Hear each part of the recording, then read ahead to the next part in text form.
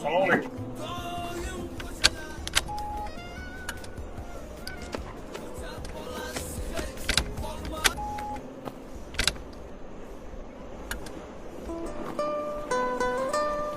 Bo'lmasa biz yo'lga chiqdik. Uxlab dam olganmisiz? Uxlamay yo'lga chiqib o'ylab, Toshkent yaqin bo'lmasa, Boshqa yo'lovchi olmaysiz. Oilamni ehtiyot qiling. Oq yo'l.